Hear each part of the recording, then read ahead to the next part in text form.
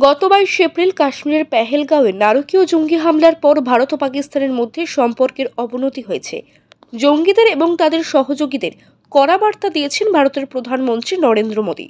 ভারতের অভিযোগ, এই হামলার পেছনে পাকিস্তান জড়িত রয়েছে। এই আবহে এবার ভারতের উপর পরমাণু অস্ত্র দিয়ে হামলা চালানোর হুঁশিয়ারি দিলেন রাশিয়ায় নিযুক্ত পাকিস্তানের রাষ্ট্রদূত মোহাম্মদ খালিদ জামালি। রাশিয়ার এক সংবাদ মাধ্যমকে দেওয়া এক সাক্ষাৎকারে তিনি বলেন, ভারত পাকিস্তান সম্পর্কের ক্ষেত্রে আমরা সংখ্যা বা সামরিক শক্তির তুলনা করতে চাই না। আমরা পূর্ণ শক্তি ব্যবহার করব, পারমাণবিক অস্ত্র ব্যবহার করতে বাধ্য হব।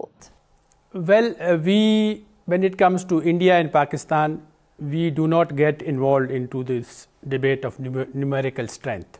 We in Pakistan will use the full spectrum of power, both conventional and nuclear. And I'll stop there. অন্যদিকে রবিবার ভারতের বায়ুসেনা প্রধান এয়ার মার্শাল অমরপ্রীত সিংহের সঙ্গে বৈঠক করেছেন প্রধানমন্ত্রী নরেন্দ্র মোদী। পেহেলগাঁও কাণ্ডের পর এই বৈঠক তাৎপর্যপূর্ণ বলে মনে করা হচ্ছে। ব্যুরো রিপোর্ট, ওঙ্কার বাংলা।